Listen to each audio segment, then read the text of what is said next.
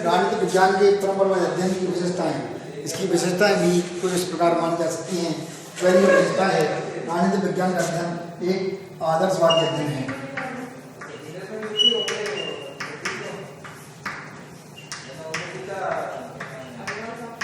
Number 2, कल्पना पर आधारित कल्पनावादी।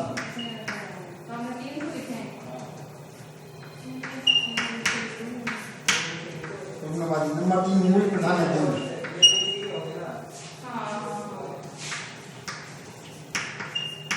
मूल प्रधान अध्ययन।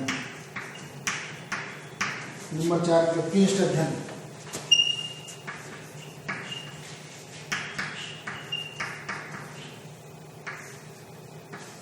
व्यक्तिनिष्ठ अध्ययन। और नंबर 5 हो जाता है इसमें संकुचित अध्ययन। नंबर 5 है, नंबर 5 आ जाता है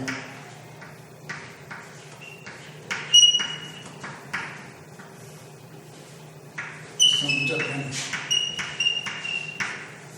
इसके अंतर्गत यह माना जा सकता है राजनीतिक विज्ञान का परंपरावादी अध्ययन है वो आदर्शवादी अध्ययन है। इन लोगों ने आदर्श पर आधारित राजनीतिक विज्ञान का अध्ययन करने का प्रयास किया। उसमें से जो सबसे उदाहरण आता है इसमें प्लेटो का आदर्शवाद,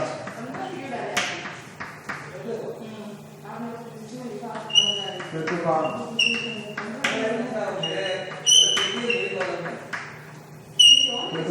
आदर्शवाद की बात करते हैं।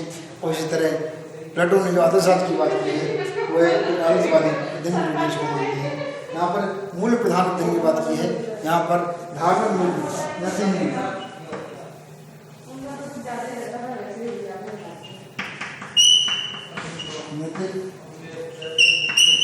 मूल्य की बात की है, धार्मिक मूल्य की बात की है,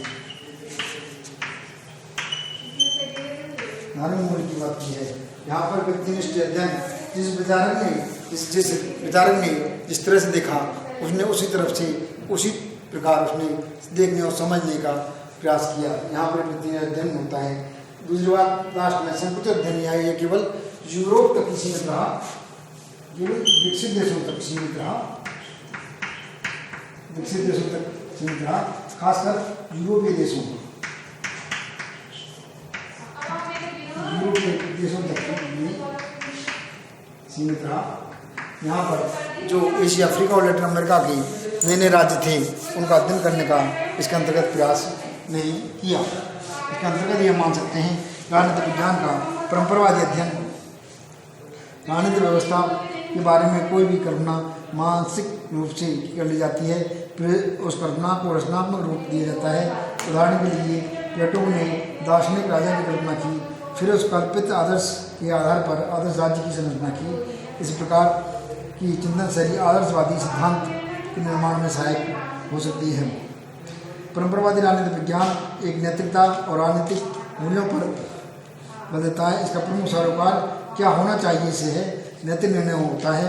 यह राजनीति का नीति शास्त्र से घनिष्ठ संबंध बताता है। इसलिए राजनीतिक विज्ञान एक आचार शास्त्र का परमादेश माना जाता है।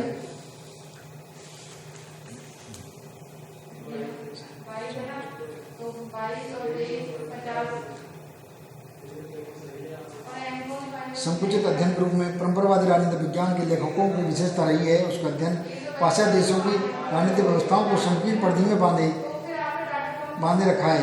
इसका अध्ययन यूरोप और अमेरिका तक ही सीमित रहा। उन्होंने साम्यवादी जगत और तीसरी दुनिया के एशिया, अफ्रीका और लैटिन अमेरिका के विकासशील देशों की राजनीतिक व्यवस्थाओं के अध्ययन की ओर पर्याप्त ध्यान नहीं दिया। पाश्चात्य राज्यों की परिधि में रहते हुए इन लेखकों ने केवल लोकतांत्रिक शासन व्यवस्थाओं को ही अध्ययन का केंद्र बनाया। परंपरावादी दृष्टिकोण पाश्चात्य राजनीतिक व्यवस्थाओं तक सीमित रहा और प्रमुखतः एक संस्कृति और स्वरूप का ही इसमें अध्ययन किया गया। परंपरावादी राजनीतिक सिद्धांत मान्यता, अवधारणाओं और निष्कर्षों पर प्रतिपादित व्यक्तिगत अनुभव और मान्यताओं से बने हुए थे। इसलिए यह कहा जाता है परंपरावादी राजनीतिक विज्ञान का अध्ययन व्यक्तिनिष्ठ सत्य को प्रस्तुत करना रहा है। उदाहरण के लिए सामाजिक समझौते के सिद्धांत के समर्थक हॉब्स, लॉक, रूसो तीनों ने ही मानव स्वभाव पर विचार किया है, किंतु इसकी व्याख्या अपनी व्यक्तिगत मान्यताओं के परिप्रेक्ष्य में की जाती है। इसके परिणाम स्वरूप उसके मानव स्वभाव और उसका आधारित सामाजिक संगति का समस्त विवरण व्यक्तिगत अध्ययन की श्रेणी में आ जाता है। इस तथ्य की पूर्ण अपेक्षा की गई है। उदाहरण संक्षेप में यह माना जा सकता है, परंपरावादी राजनीतिक विज्ञान कल्पना और दर्शन पर आधारित है। पुरातन राजनीतिक शास्त्रियों के अनुसंधान और विश्लेषण की प्रमुख विधियाँ ऐतिहासिक और वर्णनात्मक रही हैं। इसका साहित्य पुस्तकालयों में बैठकर लिखा गया, जिसके निष्कर्ष तर्क पर आधारित हैं। ये शासन प्रणालियों की औपचारिक, कानूनी और संस्थागत अध्ययन पर बल देते हैं। अमूर्त, निगमनात्मक, काल्पनिक, वैज्ञानिक होने के नाम पर परंपरावादी राजनीतिक विज्ञान की आलोचना की जाती रही है। इस तरह से राजनीतिक विज्ञान के परंपरावादी दृष्टिकोण की आज हमने बात की। कल इसकी आगे की बात करते हैं।